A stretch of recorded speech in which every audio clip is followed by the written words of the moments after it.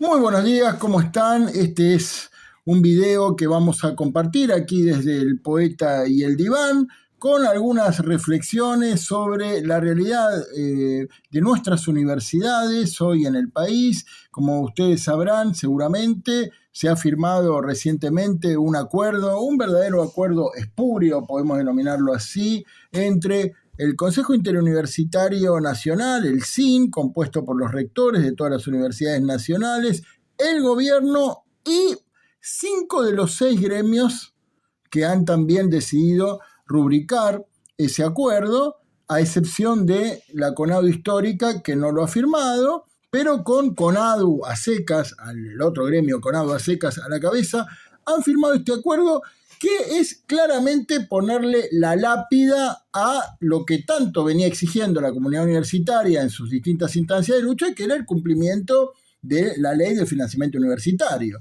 En cambio de acelerar o precipitar todavía más un proceso de lucha hacia ese objetivo, lo que han hecho es firmar un acuerdo que establece un 24% de aumento salarial, ¿sí? Es decir, un 21% en julio sobre el salario de junio, un 21% luego un poco más adelante, un 3%, en total un 24%, que es la mitad de lo que se estaba exigiendo con el cumplimiento de la ley, que llevaba a un 50% de recomposición salarial.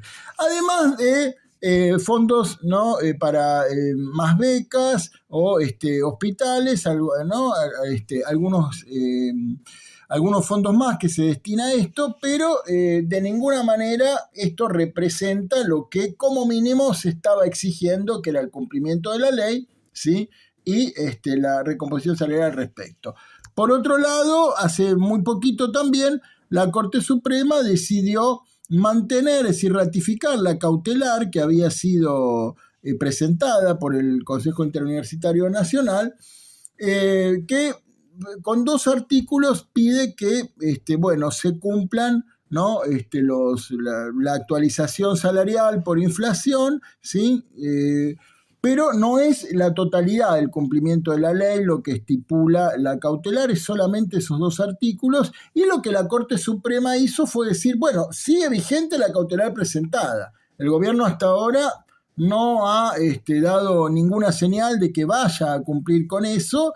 En todo caso, se apoya en el acuerdo que se firmó, el cual también es muy significativo que el señor Ricardo Lorenzetti, haya dicho que precisamente el conflicto universitario no está solucionado porque se firmó ese acuerdo, ¿no? Son esos sincericidios de algunos funcionarios de la así denominada casta, porque si hablamos de Lorenzetti, por supuesto, ¿de qué otra cosa podemos hablar? Que dice que, se dan esos lujos, ¿no? De decir cómo están los escabrosos terrenos de la realidad en determinados aspectos. Y la vida universitaria está cada vez más agravada por el castigo constante a la que la somete el gobierno. Por supuesto, quienes han firmado este acuerdo dicen, bueno, ahora vamos por más, es un primer paso, seguimos exigiendo que se cumpla la ley, pero incluso por tomar algunos aspectos, hasta si se quiere más técnico de la cuestión, algunos abogados laboralistas dicen, lo que pasa es que este fallo, ¿no? Este acuerdo puede generar hasta mucha debilidad en esto, ¿no? El gobierno puede también invocar, ¿no? Determinadas situaciones. Bueno, esto ya no es de emergencia, acá hay un acuerdo firmado, ¿por qué tendríamos que acatar esto? Ver si lo puede dilatar de alguna forma. Y por supuesto, más allá de eso, representa un golpe muy duro, ¿no? Hacia un movimiento que acá en el Poeta del Diván, lo hemos dicho en varias oportunidades, ha encontrado límites, fuerzas dispares, ¿no? Pero claro, un movimiento que tuvo sus instancias de retroceso.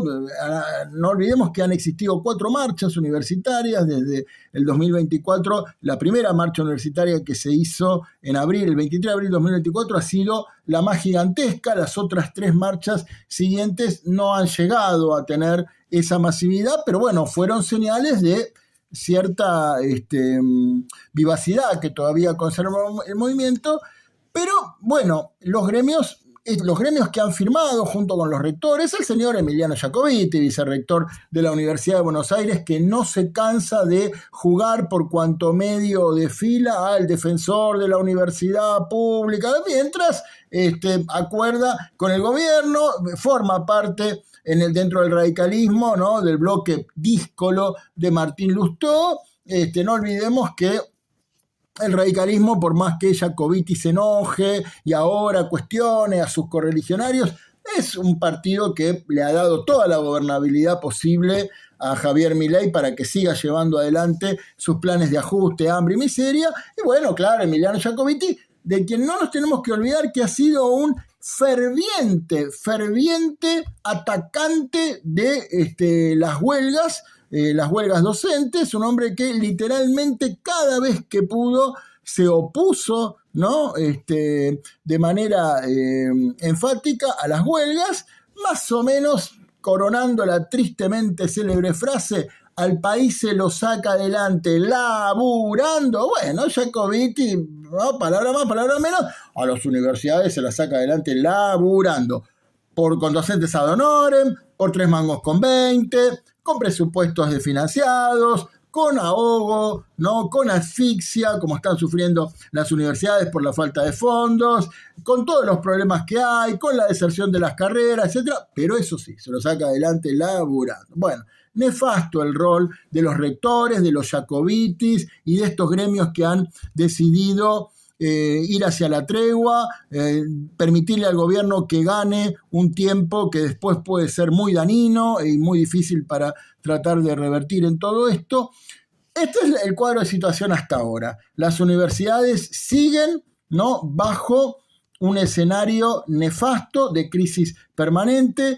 Quiero resaltar especialmente algunos movimientos también instancias de lucha que se han formado, que continúan todavía. Por ejemplo, la Facultad de Ciencias Exactas, ¿no? Allí se ha desarrollado desde el comienzo del cuatrimestre un movimiento importante por el cual, bueno, se han mantenido prácticamente sin clases durante toda la cursada, y también, sobre todo, a raíz de lo que significó la firma espuria de este acuerdo nefasto, donde sabemos, ¿no?, que los gremios con eso reciben fondos de capacitación, ¿no?, le arrojan esas migajas para las cajas, para las direcciones burocráticas, y claro, los trabajadores de base docentes son los que siempre terminamos realmente sufriendo estas consecuencias.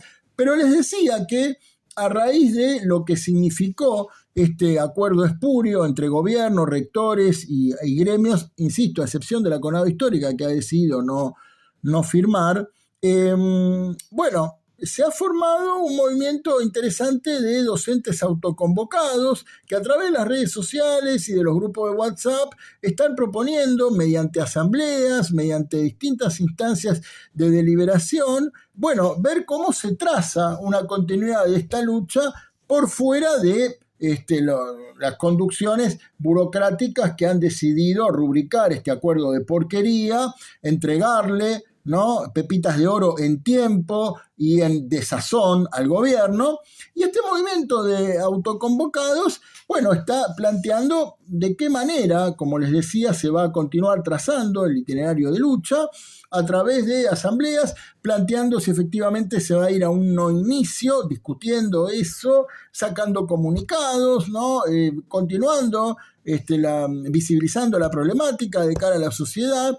Es un movimiento al cual tenemos que estar atentos, acompañando, dando los debates que hagan falta, pero vamos a resaltarlo como una expresión de mantener viva esta lucha y de no ceder en la consecución de los objetivos reales, el cumplimiento de la ley de financiamiento universitario y, dar todas las luchas que hagan falta para poner en pie la universidad frente a las embestidas permanentes que el gobierno está realizando. Así que quería resaltar movimientos como los de Ciencias Exactas, lo que está sucediendo con los autoconvocados. Y aquí desde el Poeta y el Diván hemos hecho también en más de una ocasión reflexiones que nos induzcan a pensar más allá de las coyunturas, de las urgencias políticas inmediatas, incluso sindicales, ¿no? Como en el caso de estos conflictos, donde intervienen los gremios, donde los docentes defendemos, ¿no?, lo que hace a nuestros intereses más acuciantes. Y decimos, bueno, las universidades, además de estar sumidas en la crisis material, que es la crisis más general del país y bajo el capitalismo, ¿no?, se está produciendo, bueno, y eso redunda en los docentes que cobramos miserias, procesos, ¿no?, de trabajo vinculados a la investigación que están siendo pulverizados, falta de becas, ¿no?, bueno, gente a la que cada vez le resulta, docentes a los que cada vez nos resulta más difícil poder seguir incrementando nuestra formación. Hay que tener más de un cargo para poder sobrevivir y eso se hace muy difícil. Bueno, en fin, la cantidad de docentes universitarios que cobran por debajo de la línea de pobreza, toda una serie de datos de los cuales ustedes ya están seguramente perfectamente anoticiados, no vamos a redundar en eso. Esta es la crisis material, concreta, política en la que está sumida la universidad, pero como hemos dicho, yo les recordaba del poeta del diván, queremos aportar reflexiones para no olvidar, a nuestro juicio, que la verdadera función de la universidad debe ser, sobre todo, constituir un pensamiento emancipatorio en la formación profesional, en la lectura de los problemas reales que agobian a la sociedad, que en nuestro caso deben ser tomados y solucionados por los explotados reales, ¿no?, de esta sociedad capitalista, que son ni más ni menos que aquellos que componemos la clase obrera, ¿no?, lo que hace a los explotados, ¿no?, quienes sostienen la riqueza de este país, pero quienes sostienen la producción de la riqueza de este país, pero no se pueden apropiar precisamente de ella por carecer, ¿no?, de las posibilidades materiales, políticas y hasta de conciencia y organización colectiva para lograrlo. Entonces, claro, cuando decimos una universidad laica, científica, ¿no?, dirigida por la clase explotada bajo el capitalismo, que es la clase obrera, el proletariado moderno, bueno, para eso la universidad tiene que ser, ¿no?, jerarquizada, constituida como una usina de pensamiento crítico, tiene que poder refundarse hoy por hoy sobre bases que ya hace rato que no están siendo sentadas para que eso suceda. Estamos atravesando una serie de reformas, ¿no?, curriculares a nivel general, no solo aquí en la Argentina, sino en otros lugares del mundo también, pero aquí en la Argentina, reformas que, bueno, con suerte pueden ser apenas discutidas, ¿no?, por los docentes, los estudiantes, ¿no? Es más de las veces no es discutida democráticamente por los verdaderos actores sociales que componemos la universidad. Reformas que apuntan a achicar las carreras de grado, tecnificarlas, ¿no?, vaciarla de contenidos para en todo caso pasarlos a contenidos de posgrados arancelados, cosas que ya hace mucho tiempo se vienen implementando, ir hacia un sistema de créditos donde lo que muchos están advirtiendo es, bueno, las materias, las orientaciones que para estas gestiones burocráticas valen menos, van a tener menos créditos asignados, las que más importan, que van hacia el sesgo, que hoy el capital estaría buscando para sus profesionales, son las que más van a valer, ¿no? Es decir, toda una serie de arbitrariedades, de problemas, de falta de clarificación que todavía, ¿no?, nos encontramos hoy por hoy. Y bueno, es una tarea pendiente, digo, la universidad que requiere defensas sindicales, defensas democráticas, defensas políticas para que sea una universidad, ¿no?, abierta hacia los sectores que no han podido beneficiarse o gozar de ella, los sectores más postergados, particularmente, ¿no?, la inmensa masa de trabajadores, pero tiene que ser también, y así lo hemos considerado siempre en este programa, una usina de pensamiento crítico, una formación de ideas, una lectura constante de los conflictos que estructuran la sociedad para direccionarlos en favor de los oprimidos y los explotados.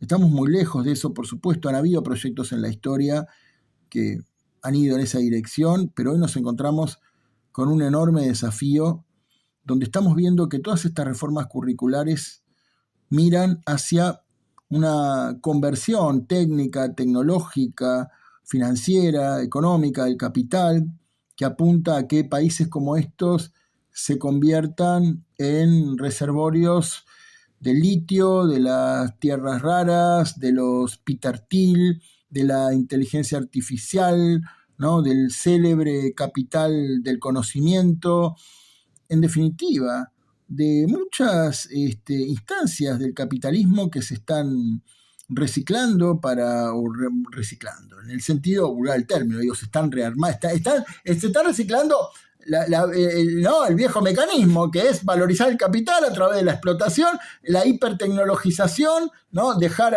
afuera millones de fuerzas de trabajo humana y, bueno, acelerar un proceso del cual se beneficie siempre un puñado de la clase dominante, ¿no? Pero digo, esto no es algo, digamos, tampoco indistinto, ¿no? Esto tiene efectos, tiene, por supuesto, relieves nuevos en la historia, ¿no? Los desafíos de la inteligencia artificial, de lo que sería el reemplazo masivo de muchas personas, la desaparición de ciertos oficios. Bueno, y las universidades simplemente se van a convertir en apéndices de esto, donde quienes la nutren, ¿no? Quienes realmente representamos la savia de las universidades, simplemente vamos a esperar que este proceso nos lleve puesto o sobreadaptarnos como podamos, o qué es lo que vamos a hacer al respecto.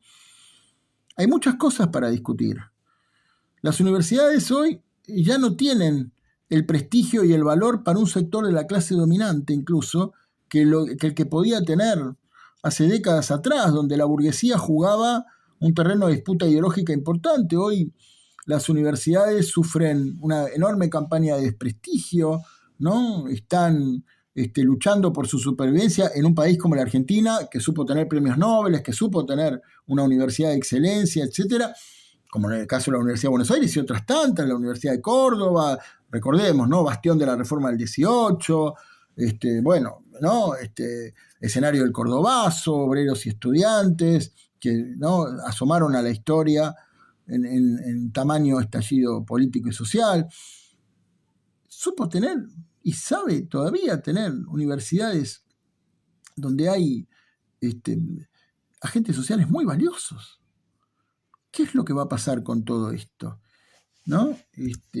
¿Cuánto más vamos a esperar para poner las universidades en pie, para darle otro destino a las universidades y darle otro destino al país, a la sociedad, ¿no? Pero ¿cuánto más tenemos que esperar para ello?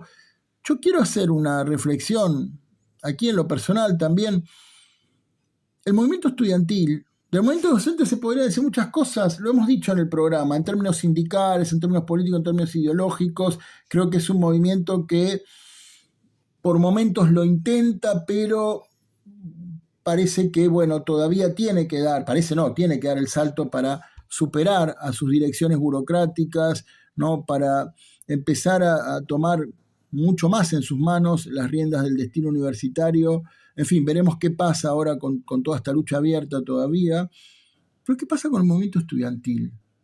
¿No? Y yo siento que el movimiento estudiantil ha dicho más ausente que presente en estos últimos 2 años de lucha, sin perjuicio de los agrupamientos activistas que han estado, sin lugar a dudas, las filas del activismo estudiantil que ha estado presente en asambleas, que ha estado presente en las marchas, que ha estado presente en los cortes de calle, que ha estado presente también, por supuesto, en las redes sociales, difundiendo, ¿no? Las distintas instancias de lucha, sin duda. El movimiento estudiantil y la izquierda en su conjunto, a quien aquí hemos interpelado una y otra vez, bueno, tienen una enorme deuda todavía con la universidad que ellos mismos reclaman, que todos reclamamos, como la Universidad de los Trabajadores, al que no le gusta se jode, como la universidad que queremos poner en pie. El movimiento estudiantil tiene que hacer una aparición mucho más enérgica en escena. Se puede entender muchas preocupaciones, recibirse en corto tiempo, poder insertarse laboralmente, ver cómo se articula toda la mega conversión tecnológica que estamos sufriendo, que estamos sufriendo. Bueno, y sí, si no la controlamos, si no la regulamos, más que para el disfrute va a ser para el sufrimiento, ¿no? Pero bueno, el movimiento estudiantil todavía no ha dicho presente con todas las letras.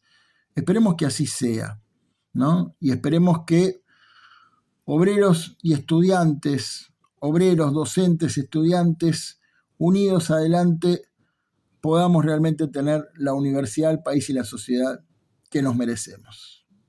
La lucha continúa.